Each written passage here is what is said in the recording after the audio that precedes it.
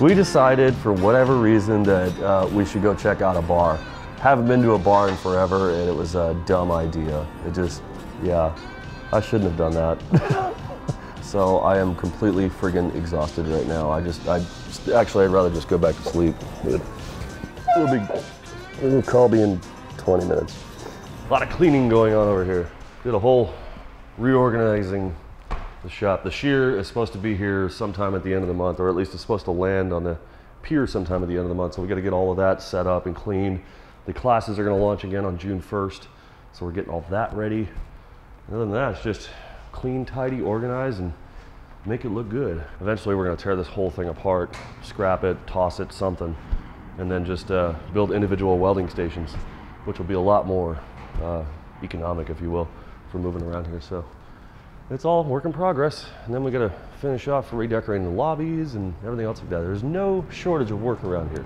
Classes are kind of like my baby, if you will. There's always been a need for people to learn how to weld, or how to, do the stuff that they want to learn how to do without having to go through things like, 16 plus weeks or semesters worth of basic stuff at a community college level. We have the ability to teach it at a much faster rate. It's very immersive. So it really focuses in on what you actually want to learn and what you need to learn in order to go off and do it again yourself. I mean, we go from very simple to extremely advanced, but it's been kind of empty here recently, not getting to interact with as many people or teach people or even have the rest of my staff here.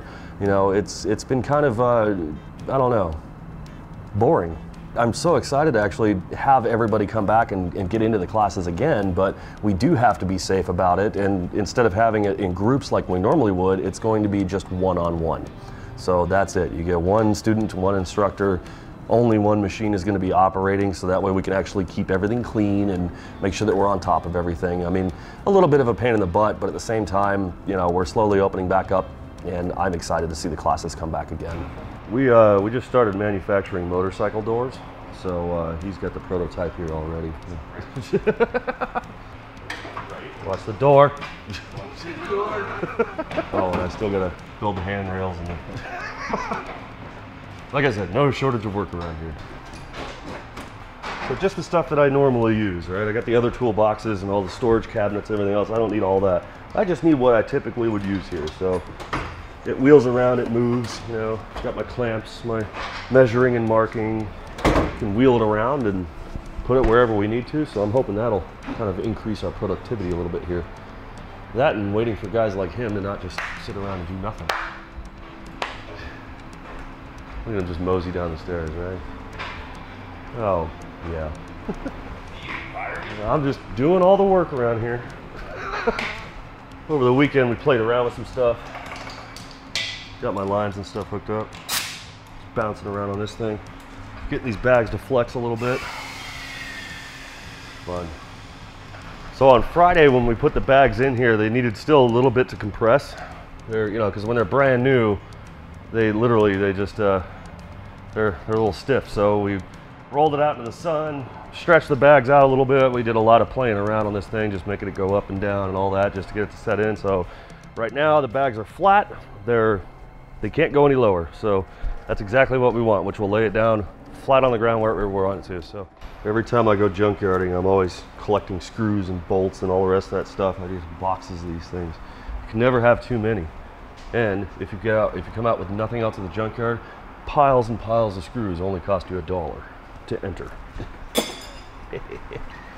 I love the junkyard. Since we extended the chassis out here, the only factory mounts I have are the one up front. These two right here is where the cab were, but spoiler alert, the body is actually going to extend all this way because we want to put people behind us or build a back seat. So I'll need one body mount down here, and then I'll need another one for the back somewhere around there. So these are just OEM Mitsubishi body mounts. I think I pulled these from a Montero, but they're almost exactly like the ones that are down there. Those ones there are solid. These have a little cushion on them, so we'll try to rearrange them a little bit so that way we have the same amount of rigidity at each point of the chassis where we need it. But that's coming up a little bit later. I think once we start the body, I'll probably just chuck these on, or if I have a day where I don't have much to do, I'll probably maybe I'll just throw them on. Okay, now I almost feel like I can work. That's a good thing. So over the weekend, I kind of decided I was going to take a jump on things, or get a jump on things, and I started cutting up the front end to see how well that airbag's going to fit. I did order some drop spindles because I knew it was going to have to go lower, but they took forever to ship. They're still not here, and we're literally waiting on them. So I don't really have an answer as to how well the suspension is going to fit, but as it sits right now, the upper ball joints are completely maxed out, and the airbag barely fits in there. So I can't let this roll down the road under any circumstances, and I've already decided I pretty much have to completely rebuild the entire front suspension from scratch, just because it's, you know, this would be extremely unsafe. While we wait on the spindles to come in and everything else to come through, we're going to tie up some odds and ends. Odds and ends are some of those small things that you need to get done. Some routing issues, some tabs. Maybe in this case I have to bolt the parking brake or the emergency brake. I have to bolt that back in and reroute all of the lines and everything else like that. We got a few little things that we have to get done here and there. Some bracing, some chassis supports, and a few other things. So that's what we're going to try and tie up today. These little guys here are a lifesaver for doing small tap work like this. Normally we'd have to drill a hole and then add a riv nut, but this is a drill, tap, countersink, all in one. Goes up to 1/4 inch. Now this is not endorsed or paid or whatever the case is, but yeah, get yourself some of these things. That's gonna be a pain in the butt right there. I'll have to bring it up because there's no way we can access it down below. Plain old tapping oil.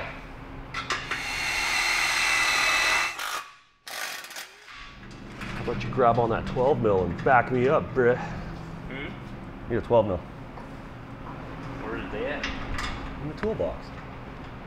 Which one? That one.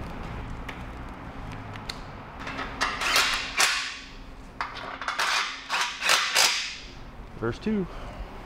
We go over all those over there. So it should run over on this one, but man, we gotta take all that stuff apart just to get these to go past. Because I was kind of dumb. And when I welded these in, I should have had this proportion valve on top. It's really important that when you go for the countersink action on this one that you just don't overdo it. All you want to do is just kind of knock off any kind of excess on the outside of that hole. We don't really want it to really countersink in there. I mean, this is only 1/8 inch wall, so we don't have a whole lot of room to screw anything up on here. Just gonna test how these move real quick.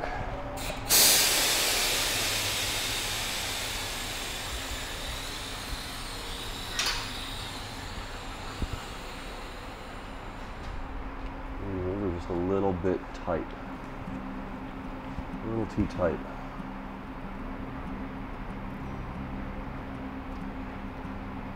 Yeah, I guess if they'll fit slammed or deflated, then they should fit inflated.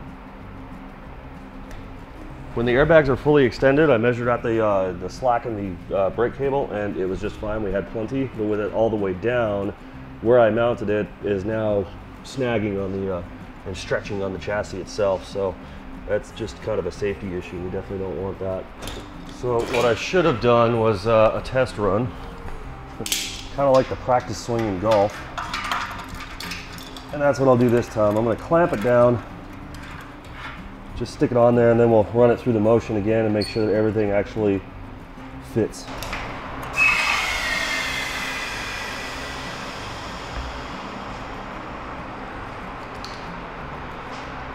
Plenty of flex there. I'll route it through the bottom like this. I can get a bolt under there.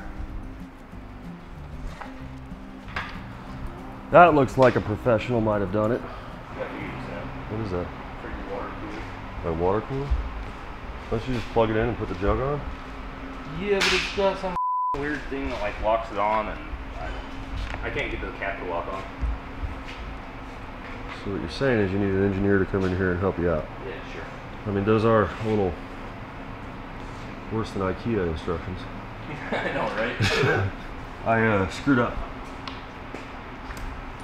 I ran the cables at full extension, and then when we deflated it, it was getting snagged up, so I had to take them out and move them back a little bit. So there's a hole here, one there, and one there that don't need to be there anymore. So easy little spot fits. You just tap it until it's not there anymore. And then you go over the grinder, nice and smooth. Gives you a little experience if you want it. I'll figure this out. Well, I can go figure that out while you do this. See? Okay. So this is why it had all those reviews.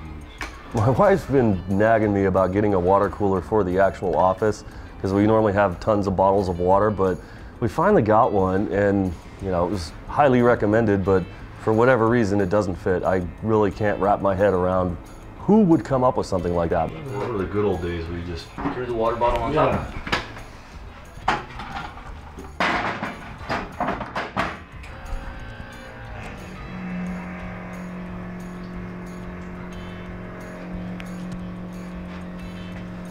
Man, it's drawing up there. Yeah. I think it needs to be under like total vacuum because if it didn't breathe, it would try to suck in the Why does it friggin'. say to do it?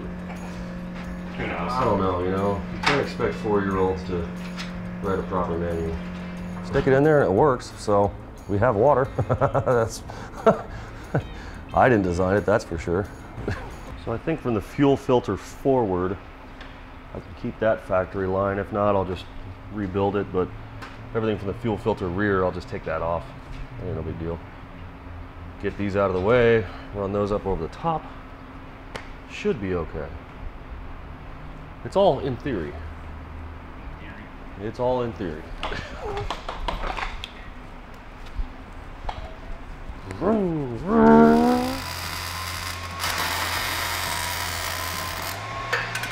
Those are some beautiful plugs you got there. It's just resume building, that's all this is. So Birch is going to grind down his plug welds. I'm going to cut these brackets off so we can relocate them.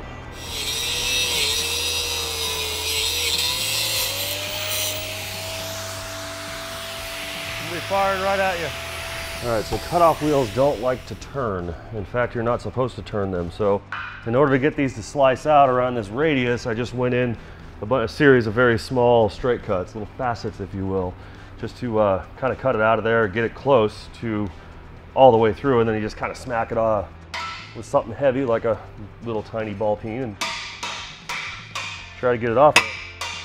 A little restricted because I can't get the grinder down in there where I want it to, but try not to bend this piece up too bad. So this I can just chase out of there with the grinder. I mean, we got to kind of change this radius around a little bit to fit it on there anyway. So, but I still wanted to leave on there as much as I could. Actually, it might go on there just like that.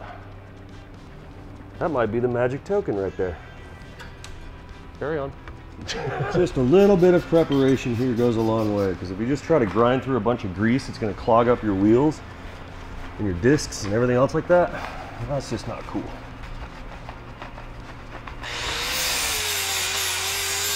It's like I cut a little too deep on a few of these. I'm gonna have to patch those up with some weld, just kind of fill it back up and we'll smooth it back out again. It's not really, you know, damaging to the structure of it. It's not really going to harm it, but it's also not really doing any good there. So you want to try and fill these up?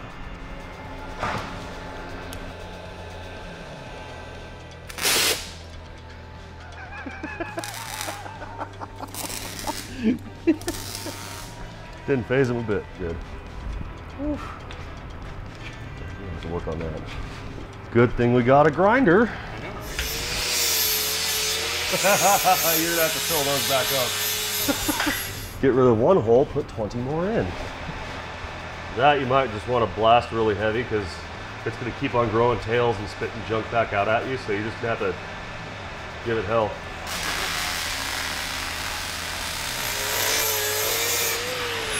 Still a tiny bit under. Yep. Hey, we live, we learn, we practice, we keep going. Put all this back together real quick, because we got the brake lines now over the supports, which is what I need. So these fuel lines here, I'm just gonna probably just bend these out of the way real quick. They're gonna end up getting redone or rerouted with new fresh lines. This, I mean, because this hose is kind of kinked up, that's kind of messed up there, so we'll end up redoing all those at a later date when it's time to actually get that running and all the rest of the stuff. Right now they can just stay the hell out of my way. We're cool with that. If I cut here and cut straight off of there, and that will weld on perfectly flat, straight, even there. Send that down below.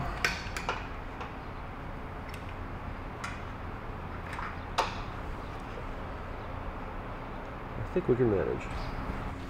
Squeeze this in here. It's going to come in this way. I don't like how much tension is on it, but back it up just a little bit more. Yeah, that's more like it. We do have a little bit of room underneath the chassis because we're not actually sitting the chassis down completely on the rails.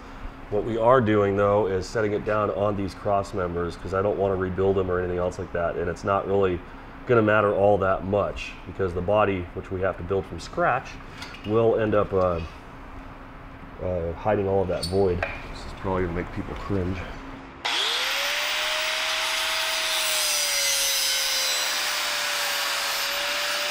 Good.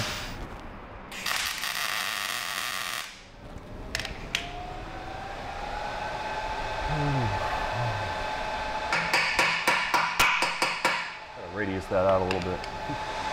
So when that's there, we'll pull like this, and voila, we'll have parking brake. May have to loosen slack up a little bit there. I might reroute the cable along here to give us a little bit more slack. It's a little bit tight right there, and I don't quite like that. This one, on the other hand, would be just fine. I'll probably just cut this straight off of there. Straight here, straight here, and then we'll clip it off the back.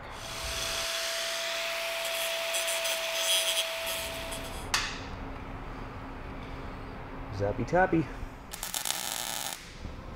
And see if we can get one on the front there.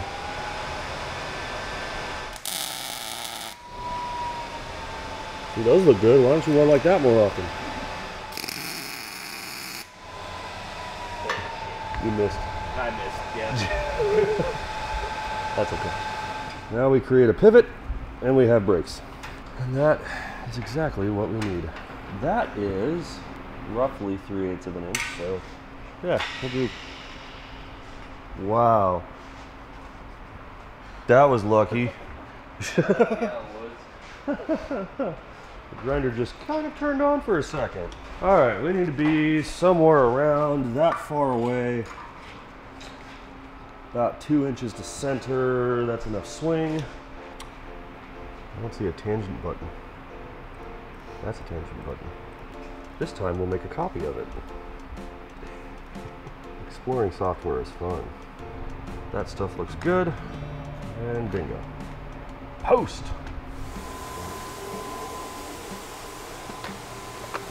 See this, Birch? I'm putting stuff back. Thank you.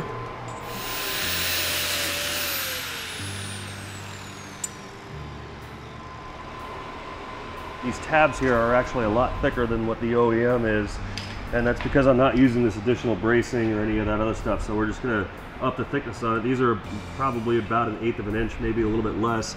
These are all 3/16, so I still have the same general dimensions of it. We're just not boxing it in there as heavy, so that's why we just gotta up the thickness of the steel on this one. Just added a tiny chamfer on there so that way it doesn't want to bind up at all. Let's do one on top here and then one back there. Just watch the brake lines.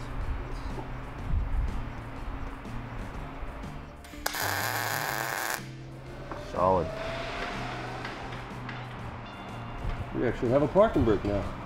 Now this is a load sensing proportioning valve, so when the axle goes up and down from the factory, it would increase or decrease brake pressure to go to the back of it. So I'm not going to worry about it. What I'm going to do is kind of just install it here to the chassis, and then we'll, over the course of time, once we actually get everything hooked up, we'll figure out how much load we need to adjust it for, so that way it's kind of normal or, you know, typical, predictable, if you will. So this kind of close. I'll finagle with this later once I figure out fuel and everything else like that, but generally probably going to sit somewhere about right here, bend it around, tweak it. Maybe I'll just run completely new lines all the way up to the front. I don't know yet, but you know, I'm not really worried about it. So build that cross member. We need to get the front wheels back off again. Oh, I'm feeling kind of worn out today. Shouldn't have gone to the bar. Wasn't even that fun. I don't know.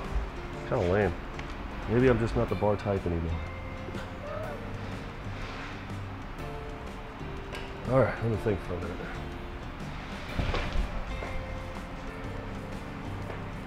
I don't know whose dumb idea it was to put wheels on this thing, but they ain't too bright. I'm gonna get some rest and kind of kick back today, and then tomorrow we're gonna come back in here and actually finish off the tabs, maybe the routing. I think the biggest problem I have right now with being so tired and worn out is that I'm just kind of mentally blocked right now. So even staring at the lines, trying to figure out how I'm gonna finagle those into place and everything else like that, it's just not worth it. So might as well kick back, relax a little bit, and then tomorrow we'll get the rest of this going. Maybe get that chassis bracing or that cross member back in and all the rest of that. I'm just not feeling it today. I'm really tired. Tomorrow, we'll do stuff tomorrow.